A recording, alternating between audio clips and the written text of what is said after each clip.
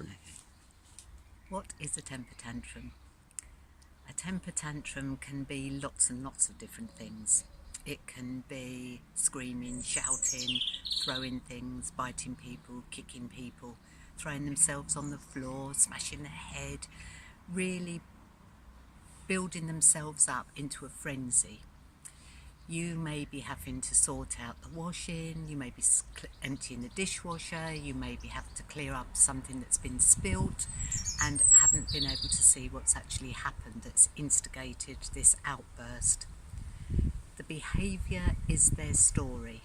Never lose sight of that wonderful, wonderful sentence, because what they're doing is showing you that they need some support. You can do your utmost to do your best to find out what's going on, and that isn't always easy. Look at yourself, see what you're feeling like, because your inner child is how you're going to be governing this.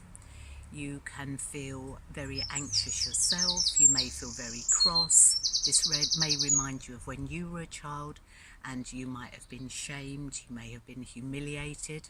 If you're my kind of age, you might have been smacked, you might have been told you're bad. You're going to have an agenda that's going to come up for you as well, that your child is going to make very difficult.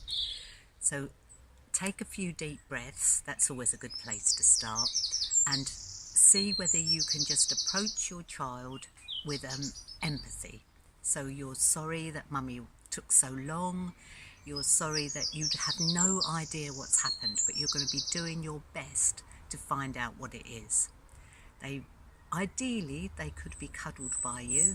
Often that isn't going to work. They're furious. The feeling inside of them is making them really react on the outside. So you have to try and calm them with words similar to, "Mummy's really sorry, I didn't see what happened, but give me a while and I'll try and work this out with you." Your calmness in your voice is what is going to bring them down.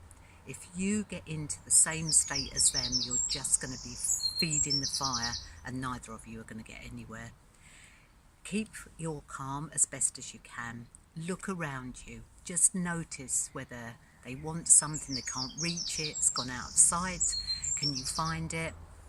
Keep them informed the whole time that you're looking, you're trying to understand them. They may not have good enough vocabulary. It may be a real struggle for you to work out what it is that they've lost, what they've broken, what they can't find. Just keep saying, "I'm really sorry, Mummy can't understand you, I'm trying really hard," and keep them informed. Keep yourself informed, keep breathing, keep giving them the little bit of information that you're doing your best. You'll notice by the tone of your voice that they'll gradually come down and down and down. Never leave them on their own. Never send them to a room on their own. Never sit them on a naughty step. They need to be in relationship, and they need to be in the relationship with the person that's looking after them. So whether it's dad, granny, grandpa, next door neighbour, auntie, whoever it is, never ever leave them on their own when they're having a temper tantrum. They need to be in relationship, and they need empathy and they need support. Once you get into the habit of seeing that you make mistakes too, and that's why they have temper tantrums.